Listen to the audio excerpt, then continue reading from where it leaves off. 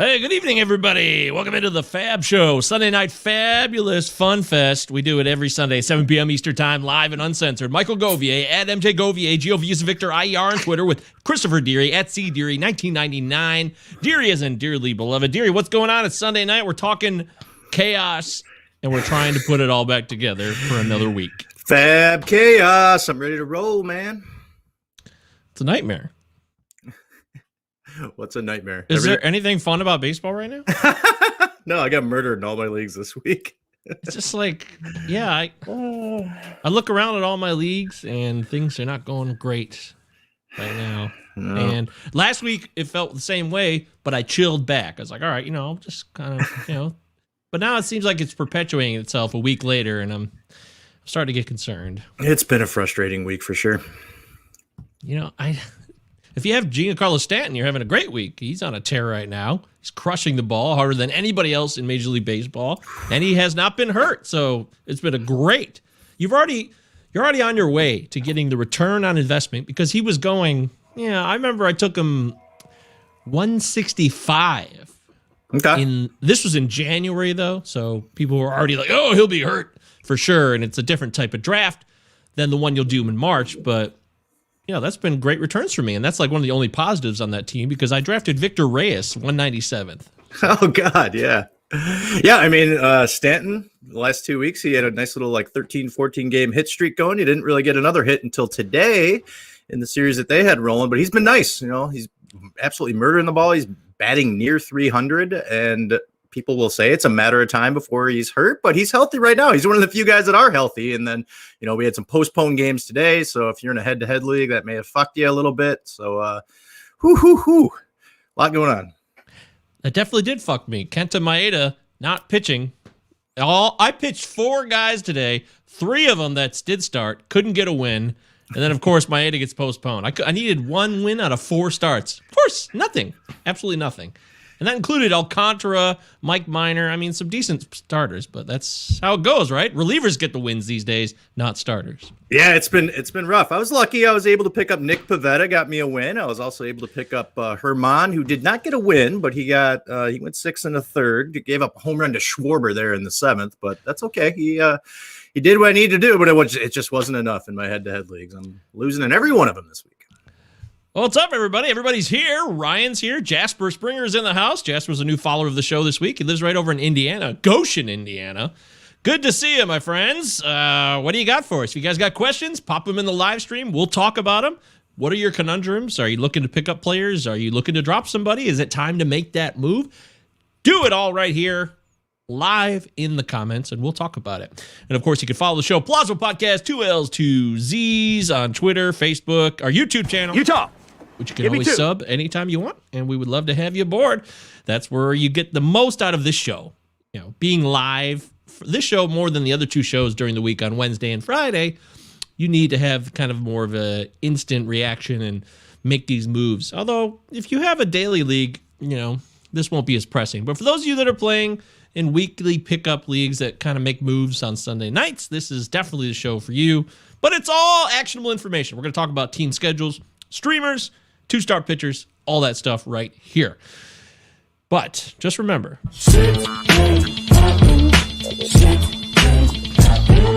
it absolutely can happen. And people will go on the IL probably during this 55-minute podcast. And this song pretty much sums up how I feel right now. Oh, that's gorgeous. That's how I feel right now. Just endless injuries. Yeah, especially in weekly leagues. It's been really, really frustrating in weekly leagues. And I go into my Sunday FAABs and I'm looking at my team. I'm like, man, I got 9 guys hurt. I can't hold on to all these guys either, especially when you don't have mega 50, man rosters. If you got a 30-man roster, you just can't hang on to these guys forever. No, you cannot. That's true. But there is hope. There are people actually on the mend. Luke Voigt will probably be back. Could be back tomorrow. Worst case scenario, probably Tuesday. So that's good news. If you've been, obviously you drafted Luke Voigt, you weren't going to drop him unless you were in a really tight, shallow league, like a 10-team league. It's possible you would have let him go. But that's good news. Anthony Rendon's getting closer to coming back. So that's something to keep your eyes on. And some guys came back from the IL this weekend, including Chris Paddock today. He threw 3 innings. Didn't give up any earned runs, so that's good news. He had a little bit of a high whip, but that's okay. The fact that he goes 3 innings and doesn't give up any runs is a positive start, right? Yeah, absolutely. So I think there is hope still, even though I was feeling a little bummed out. So I'm gonna try to be hopeful on the show and give you guys the positivity you're looking for here. Johnny Cueto and Yadi Molina also came back, so they're available.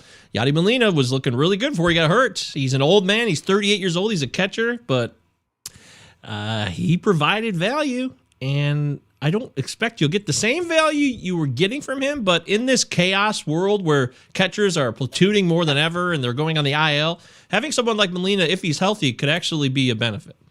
He's been really good. I mean, it's amazing at his heightened age. He may not give you what Buster Posey is giving you right now. Unbelievable. He's a top 10 player right now. Yeah, he took it. The power's back. He hit just a missile to right field yesterday. Yeah, but the power is down in MLB, so how come the power's back for him? What's going on? Well, I mean, yeah, the power's down. It's mainly because no one's even putting the ball in play. It's just like strikeout after strikeout. What was really weird to me is Barrios goes against the Tigers yesterday. He didn't strike out anybody. He goes 6 innings, doesn't strike out anybody. The Tigers are going to set a major league record for strikeouts. Barrios goes up against him. I'm like, man, we're talking 8-10 strikeouts. Struck out nobody. Wow. Yeah, that's pretty bogus. That is very bogus, in fact. It is Cease Week, like Chaz Sample says here. Chaz, what's up? Chaz is all the way from Alaska. Good to have you here. We have Alaskan community members. Isn't that cool? All across North America. We got Canada. We got Alaska. I mean, we got overseas, too. We got the Brits. We got the guy in Ireland the other day that you had on. Yeah, Phil Goyette from Rotofanatic. Yeah, yes. Check that show out if you missed it. It was a lot of fun. This is a worldly game. And Phil's from Michigan, so it was like it was cool to. He grew up in Michigan. He played lacrosse in Fenton, actually. So he played against Heartland and some of the lacrosse teams in the Kensington Valley Conference back in the day. Up in the sticks. That's right. That's right. Ryan says, I just discovered the new minor league team called the Trash Pandas. And I don't know if that's real or not. It's real. It's been a couple of years. I think it's been 2 years they've been rolling with this team. Holy shit balls. Wow. That is mind-blowing information. These minor league team names are fun. I had no idea. The minor league's great. It's so great to have the minor leagues back. That's one positive. We should really... In fact, I'm actually more excited about minor league ball. I've been watching a lot more highlights, and it just feels good to have it back. And they're crushing the ball there. There's a lot of players that are... Looks like they're playing with the old Major League Baseball. This is something I brought up yesterday. Okay. The minors did switch in 2019 to the Major League Ball, and at least at AAA, right? I remember that. It was a fact. That is a fact. But it looks like they've stuck with that ball, at least in AAA, because in Durham, Wander Franco's crushing the ball. C.J. Abrams is crushing the ball today. So there's a lot of fun excitement in the minor leagues. In case you get depressed about your major league team, you can always go. And then we have Tigers are about as depressing as it gets. So minor leagues are more fun. The Mud Hens look amazing. It's going to be fun because we're going to see a lot of these guys from the minors coming up here in the next 2-3 weeks to, maybe early June, mid-June, which a lot of these teams are going to need these players with the injuries that are going on. It's crazy. Oh, and Ryan verifies the Rocket City Trash Pandas, AA. Rocket City. Where is Rocket City? That's weird because Rocket from Guardians of the Galaxy is a trash panda. Weird. That's funny. Yeah. I wonder if they did it on purpose. At any rate, let's talk about who has the best schedules this week in terms of hitting and pitching. So, first off, you always want to try to get 7 games out of your players if you can. This week, the Cincinnati Reds are a team that are popping up in a lot of articles because they're facing Pittsburgh for 3. And then they're off to Coors for 4 on a 4-game weekend series against Colorado in Coors Field as summer is approaching. Cincinnati offense in Coors, that's a lock. I mean, you're playing all those guys all weekend long. Am I wrong? You are not wrong.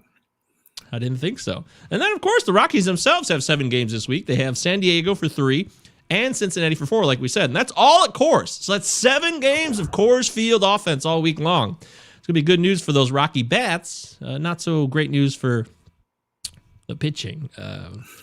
Herman Marquez. What did he do today? I didn't check in. I know he actually threw a quality start today. He got back to basics after that disaster earlier in the week against the Giants where he gave up 1 billion runs and lasted only like 2/3 of an inning. It was awful. It was so awful. He killed. It was, what's his name? does a great job on Twitter. He's been on the show before. And I'm in leagues with him. Matty Wood. Follow Matty Wood on Twitter. He posts all the percentages that pitchers get played usually in main event leagues. And apparently German Marquez was played in 100% of main event leagues, which is the biggest. It's on NFBC.com. For those of you that don't know, it's like the most. It costs $1,700 to get a team in, and the overall prize is like $150,000 for the overall champ. And in all the leagues, somebody started German Marquez on that awful start against the Giants. So. I mean, this is what he does. He'll put together like 2-3 really good starts, and then he'll have a start where he'll just give up like 9 runs. Oh God, he's such a frustrating pitcher. He's got a lot of talent, but oh man, I think he's 1-5 right now. Yeah, there was some accusations that he was not feeling well. Maybe, I don't know if he got the COVID vaccine or what had happened, but he was like noticeably wiping his nose a lot on that start. So I don't know if there was anything after the fact, but always keep in mind, sometimes bad things happen because people just aren't feeling well. It does happen. All right, then the Houston Astros have 7 games this week, 3 against the Angels, 4 against Texas. That's good news. That's all at home in Minute Maid Park. So if you're looking to stream hitters, you got the Reds, the Rockies, the Astros. Those are all positives.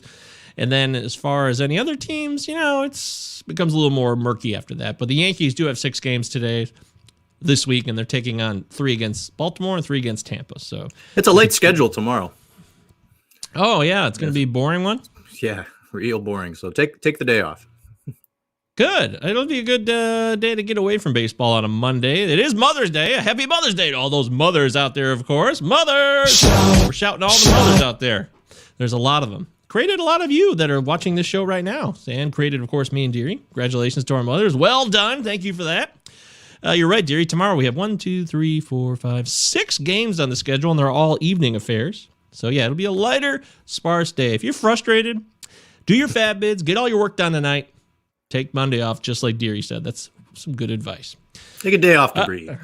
Yeah, let it just chill out. So, as far as hitter matchups, there you go. Those are the best of the bunch in terms of streamers. So, let's talk 2-start pitchers first. This week, some of the 2 starts that are obvious and you're going to play, you'll play. So, you don't need to question that. Freddie Peralta, pretty much a must start. He's going up against St. Louis and Atlanta. Now, those are good offenses, but Freddie's been so good. What would you do there, Deary?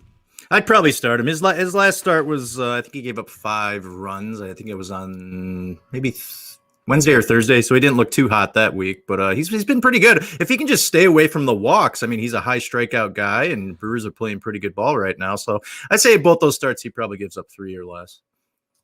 Wow. Well, the Cardinals have really been an outstanding offense this year. Everybody seems to be hitting in that lineup, and it looks like Arenado. We haven't really talked about hey, how has Arenado been since the trade? People said that his offense would go down. People were less interested because he wasn't going to be hitting in cores anymore. But, on the year, he's solid, but he's not like Core's mind-blowing numbers. 5 home runs, 22 ribbies, 343 OBP. It's not like world beaters by any means. He's hitting 280. So he basically looks like a guy that left Coors and is not quite getting the benefit of Coors on the regular, but is still a good player. Yeah. I think he's probably putting up the numbers that most people thought he would. I mean, it's not going to be the batting 320 and hitting 45 bombs like you might do in Colorado, but he's been serviceable. He looks like he's on pace for 100 RBIs, 25 home runs. Yep, no doubt about it. That's fair. Our buddy Jasper says, I sent an offer for Dylan Cease in a keeper league. C. Paddock. I assume Cease for Paddock. Boy, I think I'd rather have Cease. I know maybe that's playing the favorite right now, but Cease looks like he's growing into a breakout possible season. And, well, I don't know. Paddock, what do you think of this, Deary? I'm really kind of torn on this. There's so much inconsistency with Paddock. I mean, Dylan Cease, his last 2 starts, no runs given up, 20 strikeouts. Great start against Cincinnati, and then also a good start against Detroit. So he's the hot name right now. I mean, Paddock has just been inconsistent. He had an awful year last year, and came off that rookie year where he was phenomenal in the first half, and then kind of fell apart in the second half. So I think I like Cease a little more. We got to see more consistency out of Paddock right now. Yeah, I hate to play the favorite right now and be that guy, but right now, I think I would take Cease. He's got 4 pitches that he can use. He's got a better pitch mix. Paddock doesn't really seem to be developing a third pitch like we wanted him to, and the velo concerns have gone up and down. I know he was injured, so maybe he's got something to work out, but there's also been some stuff I've read about attitude issues with him and that he's just never going to change. And if that's the case, then you don't want a guy like Paddock on your keeper league team if he's not going to grow with you as a human along the ride for this wonderful experience of humanity. Paddock's only pitched into the 6th inning once this year, and his strikeouts are way down. I mean, 3 strikeouts, 4 strikeouts, 7 strikeouts last week against Milwaukee, or a couple weeks ago against Milwaukee because he was injured, but has not looked very good. The strikeouts aren't there. He's given up a lot of hits and a lot of runs. This is genius. Look at this. Ryan says breakout season. That's got to be a t-shirt. How is that not a t-shirt right now? Make sure you go to the White Sox Twitter, hit them up, breakout season, and make sure you trademark it first. Get your money's worth, Ryan. Well done. That's fucking great. That's perfect. Good one. We should make sure it's like that. Maybe we could. Can we do that? Or would the White Sox sue us? Can we talk about players that we don't have any relationship with? I don't know how that works. I don't know a lot about things. I really don't. I've never been sued, so I don't know. Copyright infringement. I got sued by my landlord in 1999 because we kind of fucked up the house and we owed more than the security deposit. So yeah, it's right around the time I was doing the same thing, 2000, 2001. You can't come back to this apartment. Okay. Yeah, okay. One of our friends, I don't know why he did that. He decided to take one of those magic 8 balls, break it, and then shake it all over the house. That stuff does not come out. Whatever that juice is in the magic 8 balls, it doesn't come out of a carpet. It doesn't come out of anything. You're not supposed to bust those open. Well, he was depressed. I think he was having issues. Okay. I understand. But it really cost us. We lost that case, of course. All right, you're not here for lawsuits. You're here for the 2-start pitchers. We covered Freddie Peralta. St. Louis and Atlanta, kind of a tall order, but Deary says he'd go for it. So there's Deary's 2 cents. I would be a little suspect depending on if you're playing a head-to-head league or points league and how things are going. And if it's not weekly lineup settings, maybe give him a shot against St. Louis at home in Miller Park. And if it doesn't go well, then maybe pull the plug. You have to do all this context-based adjustments along the way. But if it's a weekly league, I actually think I might sit him. But if pitching is so bad sometimes and you don't have it, and if you got injured players, you have no choice, then you got to do what you got to do. Atlanta's a mystery, too. They'll go like a doubleheader where they won't score any runs, and then they'll put up like 11 runs the next game. So they're such a mystery to me. It's true. That's true. Oh, there was tons of panic last night. Did you see when Acuna got hit? I'm like, oh, here we go. DL's happening. Oh, yeah. He's starting tonight. He is. He's in the lineup right now, leading off, because that's what he does. He's been hit twice. He's been hit twice on like the wrist or the hand over the last 3 weeks, and he's not missed one game from the previous hit by pitch. But that's it. He's a miracle, man. He's incredible. Yeah, I had to sit him today, and hopefully he does not put up the 2 RBIs I need to tie in my weekly head-to-head league.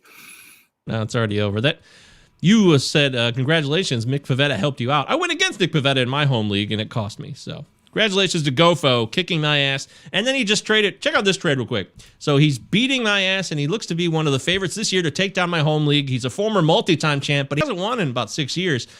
He traded, this is head-to-head, 5x5 categories with OBP instead of average. And he gave up Liam Hendricks, closer for the White Sox, for Dylan Moore and Jorge Soler. What do you think of that? Ooh.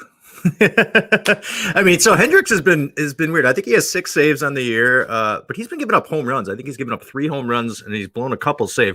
Dylan Moore is starting to come around, but he's been absolutely atrocious this year. And Soler, the power just hasn't been there. I mean, people 2 are home runs last I checked. Yeah, people are expecting 40 home runs again, and I stayed away from him. I traded Soler in the offseason. I wanted nothing to do with Dylan Moore. How's he looking with the rest of his bullpen? Is he okay without Hendricks? Yeah, he had other closers because he beat me in saves this week, so he'll be fine. So he had the luxury of trading him. But I think what you're doing there is you're trading a closer in a head-to-head saves league, which has like varying value depending on week to week who you're going up against. Yeah.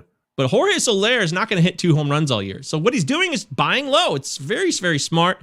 Dylan Moore buying low as well. To me, that's a great trade. That's how you win a league. You give up on a guy that's highly touted as a closer, but you get the guys that are struggling who are definitely going to return a positive investment for you down the road because they're not going to be this bad forever. They're just not. Yeah, I mean, he picked up 2 bats. Dylan Moore does have 6 stolen bases. His walk rate is up. He's going to strike out a ton. That's going to happen, but he's not going to bat 152 all year. His BABIP's sitting at 200 right now. Like, that's going to boost up a little bit. I really like how the Mariners are playing. The Mariners are playing well. They're going to continue to give him every opportunity. He's got eligibility all over the field. And, same thing with the Royals. Royals are in first place. There's no way Soler ends up hitting 10, 12 home runs on the year. So, if you can afford to give up Hendricks, you're getting 2 bats that should be able to help you out in several different categories. So it's a savvy move. That one is long gone. Alex wants to know, Tyler Mahle has a 2-start week at Pittsburgh and Colorado, as we covered earlier in the show with their schedule. Still a must start in a 10-team Roto League? Well, I mean, the first one for sure. And the second one, people have succeeded in Coors this year. They've made it happen. Coors, the banquet beer. They have succeeded in Coors with quality starts if they're good enough. John Gray's had a really solid season, actually, all year long.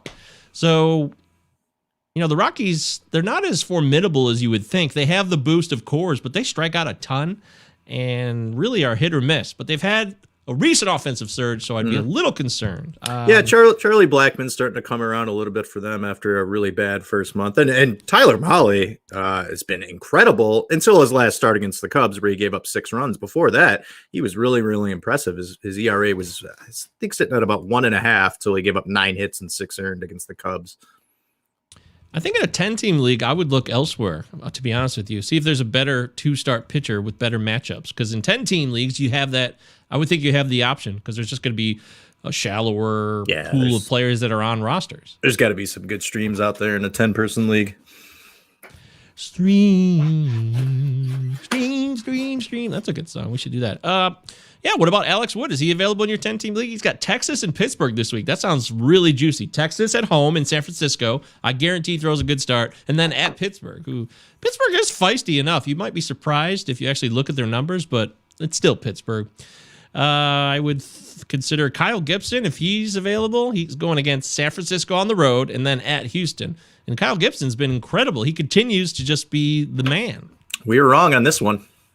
Yeah, I wish we had picked him up in my tag team league a couple weeks ago. He would have really helped us out here, and we need pitching help bad. We are really struggling.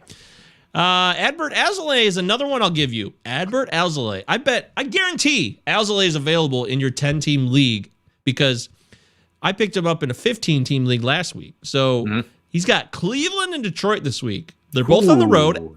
Both on the road, but who cares where it's at? Because it's Cleveland and Detroit, 2 of the worst offenses I could think of. Yeah, those offenses have been absolutely terrible. And Alizé's been pretty good his last few starts.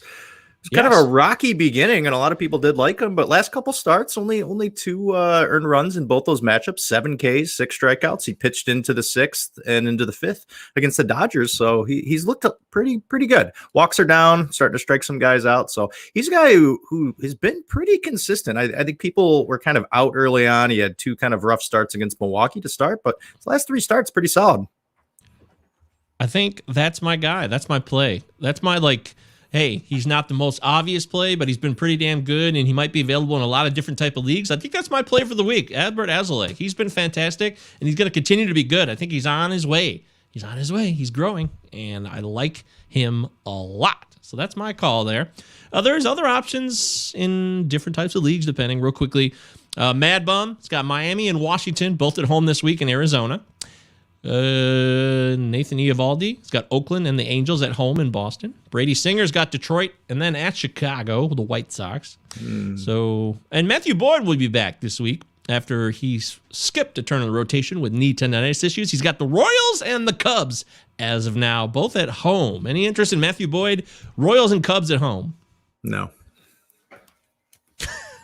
Okay, great, cool. All right. I mean, you're not gonna if it's a wins league, you're not gonna get a win out of him, and I don't see him going, even if he does look healthy, going 6 or 7 in that first matchup against the Royals. Chad Sample he's just continually asking about Luke Voigt. He's got to know the truth. I drafted him with my 50th pick. Well, Chaz, the truth is Luke Voigt is a badass, and if he's healthy, he's gonna crush a shitload of home runs. So definitely don't drop him or anything.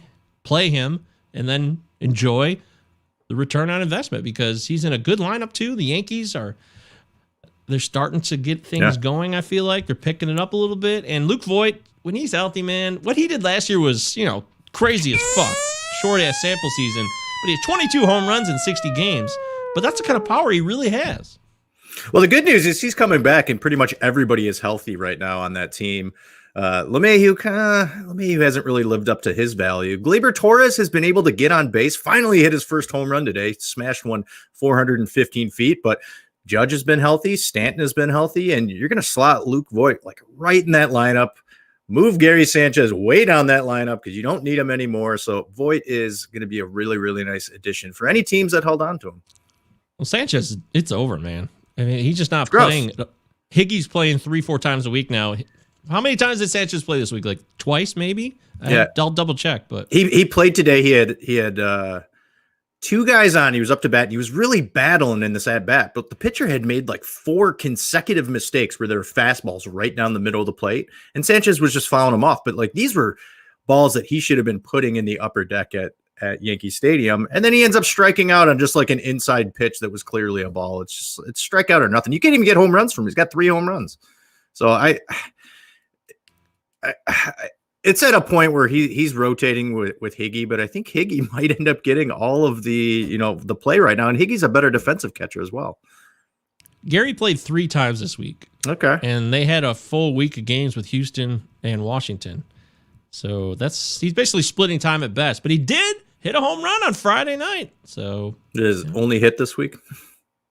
That is correct. Yes, he otherwise was 1 for 8, but he had a few walks in there too. His OBP was rock solid. So his OBP is much higher than his average. So if you're in an OBP league, it's not as bad. But if he's not playing every day, he's not helping you. But there's also a billion catchers that are not playing or partly playing. Francisco Mejia went on the IL this weekend. So now Mike Zunino might get all the run in Tampa. You want to pick up Zunino. Think about that. Just a little random tidbit if you're looking for catcher help.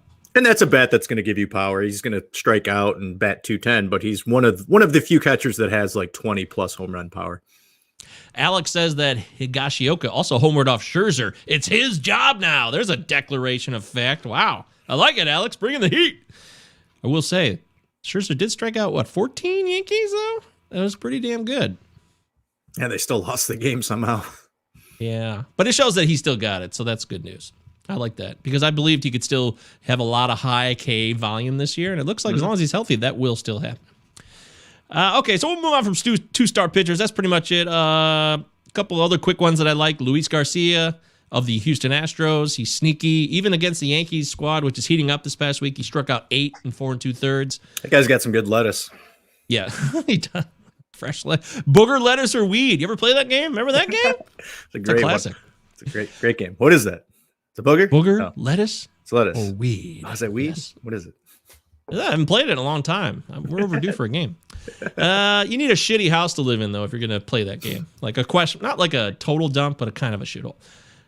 JT Brubaker has got Cincinnati and San Francisco this week. I love him, but he's probably owned in a lot of places. Ryan Yarbrough. Are the Giants playing every team this week? Every single 2-start pitcher you've talked about is playing the Giants. That's true. Well, people are playing the Giants. You're right. Kyle Gibson of Texas. And then it looks like they're playing Texas and Pittsburgh this week, so that would make sense. Pittsburgh's doing the West Coast trip, heading out. No, they're not doing a West Coast trip. I'm an idiot. Never mind. I'm losing my train of thought here. Ryan Yarbrough's got the Yankees and the Mets, so if you want to do a Big Apple double dip with Ryan Yarbrough, who, I don't know, he kind of miffs me. I get confused. I don't know what to make of him at times, but he does get some wins. And then there is Dinelson Lamet. He's back. Colorado. He's back. Pick up your shares against now. St. Louis. Yeah.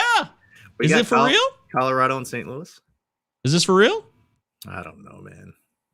No. I mean, come on. He's pitched what? What did he pitch the other day? 2 innings? 2 innings.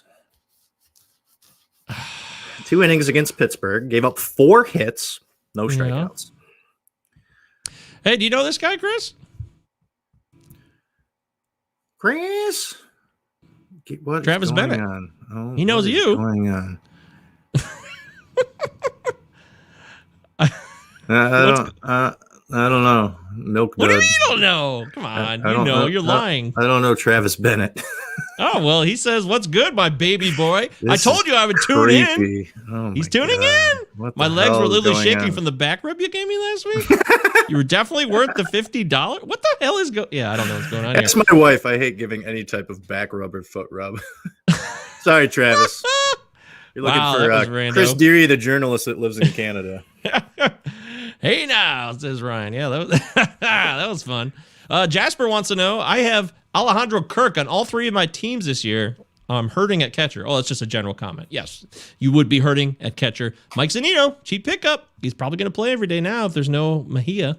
Based on what I know, he's officially on the IL. So Yeah, another guy you can find out there is Jan Gomes for the Nationals. He's got 3 home runs in the last couple of weeks. Didn't strike out too many times. Only struck out 3 times. He's a guy who can give you a little bit of pop in a lineup that's pretty good. There's going to be guys on base when he comes up to bat. So he's a guy who could certainly be available. I got a FAAB bid in for him tonight because I'm just destroyed at catcher. Mejia, Denard, like you name a catcher, and he is injured on my team. well done. Well done. That's a great point. Yeah, I saw Gomes was on a roll here the other day. I was like, oh shit, Jan Gomes sighting. He can do that. He can get hot, make things happen. All right, so let's talk relief pitchers real quickly. You got Diego Castillo goes on the IL for Tampa. Pete Fairbanks was brought off the IL. So Pete Fairbanks is in play, but they also use Jeffrey Springs. It's always kind of a mess. We know how Tampa rolls, but these are guys who could give you saves. And if you're desperate for saves, Peter Fairbanks, Jeffrey Springs. I'll even throw Hunter Strickland in there, who's pitched pretty well for Tampa so far. Back from the dead, back from the great beyond. Yeah, it's a carousel out there. I picked up Fairbanks in a couple of leagues. I also had him on my IL, and he came back. He pitched the 8th the other day. I think they were down when he came in, but you never know. They're not going to be a team that really commits to a closer. It seems like they had committed to Castillo, but now he's gone down. They're going to play the matchups and do what the Rays do, but there is some value. There's some guys that could certainly give you nice strikeout rates and maybe pick up a save here or there. Alex in the live stream says, I've got a $45 plus bid in for Garver in my 10-team 2-catcher league with some cheap backups for Dom Nunez and Gomes. You're fully organized, Alex. That's well done. Garver's he's hitting the ball a little harder and looking like he could be slowly getting back to a little bit of that 2019 form. And Dom Nunez is a cheap way to hit home runs. He's got 7 games this week, and if he plays 4 or 5 of those in Coors Field, I guarantee he'll hit at least 1 home run, maybe 2. That's a good pull right there. Yeah, good stuff. You're on the right track, Alex. But yeah, as far as relievers, it's the same old tale. We're looking and throwing darts because there's so many options. I think I read in, rotofanatic.com, and I got to do a better job of this on the Sunday show of hyping this stuff up. Mike Carter does his closing remarks every Sunday, and it covers every damn bullpen in the league in detail. So he's giving you everything you need to know. And I believe at the start of his article this week, little teaser, 83 players have gotten a save now. Wow. In Major League Baseball. So that's nuts. I mean, who? Yeah. Well, this was as of Saturday night when he wrote the article. 83 different pitchers with saves have gotten saves. Yeah. Well, I mean, yeah, you look at a guy like, Hector Neris, who has 6 saves for the Phillies, but he's been so up and down. He threw like 48 pitches the other day. Oh, geez. Somehow walked away with the save. Ended up pitching almost 2 innings. They brought him in the 8th. He got out of the 8th. Went to a full count, I think, with every single batter. Then they gave him a couple days off, came back, I think 3-4 days later, and they gave up 2 earned runs and a home run and a blow in the game against Atlanta. That Philly bullpen's interesting because I don't think Neris is going to be able to hold on to this job. He's a guy who comes in, he gives up hits every single time he comes in, and he like really works the count with guys, and his pitch count just keeps rising and rising. So keep an eye on what goes on with Philly. There's, Coonrod's over there. They also got Alvarado, who I think has the best stuff. He just can't hone it and seems to throw too many balls. So keep an eye on what goes on there in Philly because I'm not sure Neris is going to be able to hold on to this job forever. Great stuff. Good points there. Check out Mike Carter's closing remarks in full if you want to get a breakdown of every single bullpen in Major League Baseball. It's all there at rotofanatic.com. And Dave Funnell's infirmary report gives you a breakdown of every single injury on all 30 teams. You need to know who's injured and who's coming back And you need to know who's going to get the saves or holds in all 30 bullpens. Rotofanatic.com. All right, we got a bunch of questions here lined up. Jay Bird wants to know, is Joey Votto a drop in NFBC leagues? It would depend how big it is. A 12 team? Yes. 15 team? Maybe. It's a thumb issue. That's never good, right? He could be out for a while. And even if he comes back, I know he's a veteran. He's savvy. But who's to say what we're going to get when he does come back? Yeah, he's going to be 38 at some point near the end of the summer, early fall. The batting average is not there. It hasn't been there the last 4 or 5 years. What he's always been able to do is have a high OBP. He's one of the career leaders in walk percentage, which is nuts. But his walk percentage hasn't been very good this year, striking out a little more than he usually does. He does have 5 home runs, which is encouraging. He was on pace to get double digits, but he has not been healthy the last couple of years. So, it's probably a drop depending on, what else you have on your team and, who else you could possibly stream out there. He was crushing the shit out of the ball. All of his StatCast page looked mostly in the red, like elite. He was really hitting it hard. It was just a matter of getting the ball elevated enough to make it worth your while. So he started to do that, and I think there was a breakout brewing, which is just a damn shame that he got injured, because I think in that lineup there was a lot of possibility for run production overall. So it's a sad day, Jay Bird. Jay, we feel for you. Looks like you're a Braves fan though, so at least your team's good in real life. We're Tigers fans here, and our life sucks. So 15 team auction championship. Yeah, I might. If you have a bench that could support just him, if you don't have other injured players that you're holding on to in a 15-team league like that, I think Votto would be worth holding on to for a little bit, because corner infielders can be hard to come by at times as well. But if you have other injured players, I don't know, like Strasburg's or other players that you don't want to drop that are filling up your roster, then I would say drop them. That's fair. Sam Jacobowitz in the house. Good to see you, Sam. Been a minute. I sort of overpaid for Luis Castillo just because there aren't any pitching options in my league, and I wanted one. He paid draft value. I traded Tim Anderson for him. I do believe Castillo will turn it around. You give up one of the best shortstops in baseball who can steal and hit for power and average for a guy who is lost right now. What do you think of that? Anderson or Castillo? Who would you rather have, dude? It's Tim Anderson all day. Yeah, Castillo was a wreck again yesterday. Just home runs, walks. His velocity is down, which has been killing him because he can't throw his fastball as much. He's throwing his fastball 46% of the time right now. Obviously, he has an excellent changeup, which he's throwing 37% of the time, but he's not getting those strikeouts that he had gotten, in previous years. He's been an absolute disaster. I believe he comes back a little bit. There's no way it can continue to be this bad. And depending, on the rest of your roster construction, maybe you're hurting at pitching and you're trying to jump on a guy who's going to be able to turn it around. But I love Tim Anderson, top of the lineup with the White Sox. He's a 5-cat guy.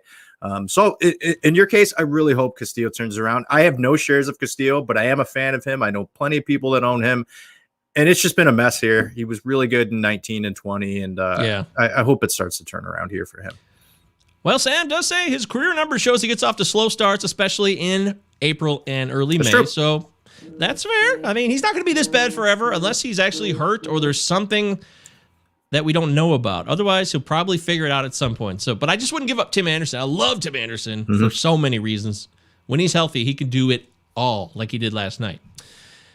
And by the way, Jay Bird is a Tigers fan. He lives in Upper Peninsula of Michigan, dear. Look at, we found another Michigander. Welcome, Jay. He likes the Tigers. Woohoo! Yay! It's great to find you guys. If you're new to the show like Jay is, make sure you sub this channel. Click the dingy bell for notifications. We go live 3 times a week. Wednesdays, Fridays, and Sundays. Every Sunday night, we do this FAAB show at 7 p.m. Eastern time for 50 minutes or so, and we answer all your questions. We give you guys opportunities. We give you information. We try to share as much as we can about streamers and FAAB bids and waiver wire pickups and who's got the best schedules. So we're here for you, and it's great to grow and learn from all of you. Thank you so much for being here. Sub our channel, Palazzo Podcast, 2 L's, and I think it's 2 Z's. Utah. It is. Give me 2. If you're Very up in the UP, are you closer to Milwaukee or Detroit? Yeah, I guess that would depend where he is in the UP. If he's on the eastern part, probably. The UP is so far away. I've never been to the UP. Lived in Michigan 40 years. I've never crossed over and gone to the UP. Really? Yeah. I think I have. The old Upper Peninsula. I think the only time I did is when I needed to get pills, and I drove all the way around from Green Bay down to Detroit to pick up my pills, and I came back to Milwaukee. I think that's the only time I ever did that. But you're right. Otherwise, I never went to the UP. What were you doing in Milwaukee? I was working that job. I was working for Genzabar. Genzabar. Anybody know Genzabar out there? Zanzibar? Yeah, not Zanzibar. Genzabar. But Jacobowitz says, let's go back to the show here. He also sold high on Ohtani. That's ridiculous. That was a mistake. You should not sell high on Ohtani because he's an MVP candidate, unless it was the pitcher. You got to know what you got for him. Trent Grisham and Sonny Gray. So you got a 2-for-1. I just wouldn't do that. Ohtani gives you everything. If we're talking the hitter. I assume we're talking the hitter because not the pitcher. I'm not talking about the pitcher. God, the pitcher, though, is so tantalizing if you could just figure out not to walk guys. Oh, okay. Stu St. Marie. So it's not too crazy. Thank you, Jay Bird. Yeah, but I just wouldn't do that. I love Ohtani, and he's going to give you steals. 30-30 seasons really in play. I really think that. So we'll see. I guess we'll find out, Sam. Sam, I don't think you're a fool for doing it at all. I'm just saying personally, I would not trade Ohtani, the hitter. He is a stud, and the MVP season is kind of happening before our eyes. Right now, he isn't he like probably the MVP of the American League, or is there someone I'm missing? I mean, Trout's good, but Trout does what Trout does. JD Martinez has slowed down a little bit. Yeah. But I mean, shit. I think Ohtani, it's going to be really hard to take that MVP belt from him, especially if he continues to pitch. And he hasn't been giving up a lot of runs pitching. He's just been walking a lot of guys, but he's also striking guys out. He's going to have some pretty magical starts over the summer for sure, because he's got unbelievable stuff. Good points. Good points. Yeah, that's cool. I'm glad it was the hitter, and I'm glad that you decided to make your own moves. I think everybody should do what they think is best for their team, because we don't always know the context. I think it's a decent trade. You're going to get some stolen bases from Grisham. I'm just kind of looking at Grisham's stats right now. He's got 6 stolen bases, batting close to 300. Oh, yeah. Sonny Gray, who's just now coming back, has looked pretty good so far. And you know what you're going to get from Sonny Gray? The last couple of years has been really good since he went over to Cincinnati. So, I mean, it's a 2-for-1. So I don't think it's a terrible trade at all. I think you're going to get value as long as these guys stay healthy. I think you're going to get value coming back to you. Absolutely. I agree with that 100%. All right, this is live, the Palazzo Podcast on a Sunday evening doing the Fabulous Fab Show. We're talking waiver wire, streamers, and more. We talked 2-start pitchers. We briefly touched on relievers. Real quickly, I just want to cover any of these guys of interest to you. Mr. Rogers of the San Francisco Giants. Jake McGee's actually started to stink it up a bit, which I kind of lost track of. But Mr. Rogers, Tyler Rogers, that is, has been really good. Would you make the move for Rogers, Deary, or do you think McGee will see this through because he was so good early on? Oh, man. I don't know. I mean, the Giants are in this race. They're going to be in this race, and it's going to be going back and forth. Yeah. How old is Jake McGee now? He's got to be like 33. I'll verify that, but he's older. He's an elder statesman. Now, the big thing, my question with Rogers is 30 years old. He doesn't strike out a lot of guys, which, is concerning for a guy who's going to be on the back end of the bullpen. A career 7.30 K per 9. That is not very good for a guy who's going to be back end of the bullpen. Now, you're not looking for him to be an Aroldis Chapman. He's certainly been serviceable so far this season. The ground ball percentage is amazing, 67%. So you want to certainly see that. And, through 19 and a third innings, I think he's given up 2 runs, which is really, really good. We'll see what happens. I mean, it might be just kind of a shakeup where they go back and forth between the two. Yeah. I mean, Jake McGee has done this before, and he's been really solid before, but he's kind of been, out of the mix the last few years, but he's back. So keep an eye on it. I think it's a nice speculative pickup. Certainly, they might just be going with the hot hand. So I don't think it's a terrible pickup, but I can't really figure out which one of those guys that they're going to go with, down the stretch here. Ryan says he's a sub. Now, I don't know how you guys say this. Submariner? Because there's this. Well, there's the Submariner. He's like a comic book character. So I don't know. I've heard it. Oh, both ways, okay. So. But Submariner, that's how we would say it when we were growing up. I completely agree, Deary. Ryan says he's a Submariner, basically, though, which I guess is a negative thing. Is that bad? Is that bogus? Is that uncool? He can still get the job done. If anything, it baffles hitters, or maybe it doesn't. Maybe it serves right up in that low spot where people like it. So no, you hate playing those guys like an MLB The Show, because you never see them, and then you see them, you're like, what the hell? This guy's throwing right at me. I don't know what to do. Yeah, that's true. That does give you kind of a realistic perspective of it. Jay Bird wants to know, Okay, Tigers, Grossman or Badu? Question mark. It's not even a question. I mean, Grossman's playing great. Yeah. He's stealing bags. He's hitting homers. He's getting opportunities. Grossman's done this before. He's starting to the last week and a half. He's starting to put together the season on why the Tigers picked him up for 2 years. They thought, okay, this guy's a leadoff guy. He's going to be able to get on base. He's got some steal potential. I think he's got 6 steals on the year. He's been really good. Akil Baddoo, they're just stuck with him now. He's been an absolute mess. And we were excited for a couple weeks, but he's certainly come back to earth and maybe even below earth. He's like living down in hell right now. Robbie Grossman's a really nice pickup. If you can find him in a league, I think he's a good pickup. And the Tigers have been able to score. They did score 20 some odd runs against the Red Sox in that 3-game series. They picked it up this week a little bit. They did. They beat the Twins. You know, the Twins are, hey, Twins, you only get so much time before you can turn your season around, and then it actually looks like a lost season. Your clock's ticking and your bullpen is fucking you hardcore right now. So come on, get it together. I'm rooting for the Twins. I don't know. I want them to do well. I mean, the bullpen's a mess. They went out and picked up Colome, picked up Hansel Robles. Now Robles is on the brink as the closer. Now he could be the guy. It's been a mess, and this has been their big issue the last few years. Obviously, Kenta Maeda hasn't been very good either. Barrios started out really well, and he's kind of been hit or miss the last few weeks. Michael Pineda's been really good for him, so that's been really good. But Byron Buxton's having like an amazing season, and now he's on the DL. That's a good point. Oh, Ryan says, Govier, you need to get the Coach Orgeron Go Tigers soundbite. We do. You're right. Even though he means the LSU Tigers. You're right. Always make sure you cover your mouth when you cough. Don't forget that. He did that during COVID. He was very helpful. Thanks, Coach O. He's a good guy. I will get that podcast dropped. Guaranteed, Ryan, by the next episode, it will be done. All right, we're running out of time here, so I want to cover a few more things before we go. Robles is in play as a possible closer in Minnesota, so that's not a joke. It's actually worth a quick flyer of a couple bucks if it's really cheap, or if it's just a waiver wire pickup and you got somebody you can drop. Take a chance on Robles. Blake Trinan got a save for the Dodgers Saturday night.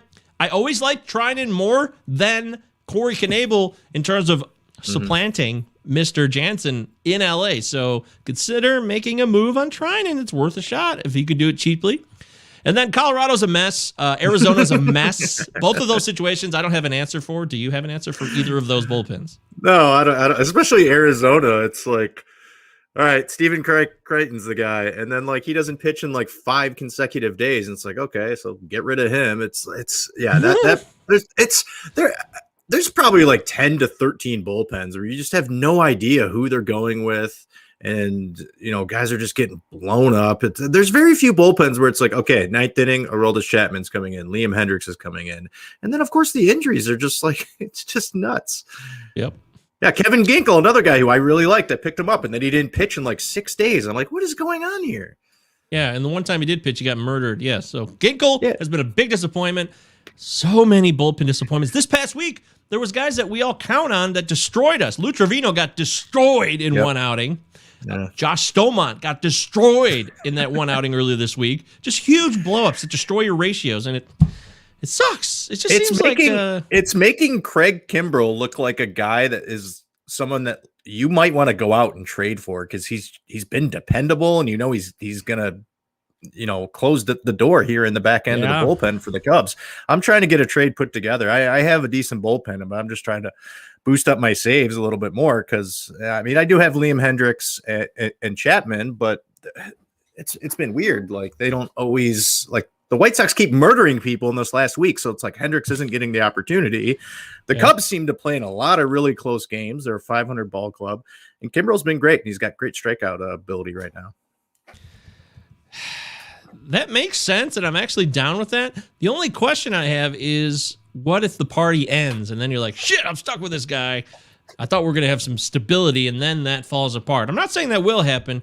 You just have to take your life in your own hands when you make these choices. They're up to you guys in the end, and if you want to take that risk, it's still a risk, because Kimbrell is great right now, but he could fall apart, just like any one of these damn relievers. I don't think...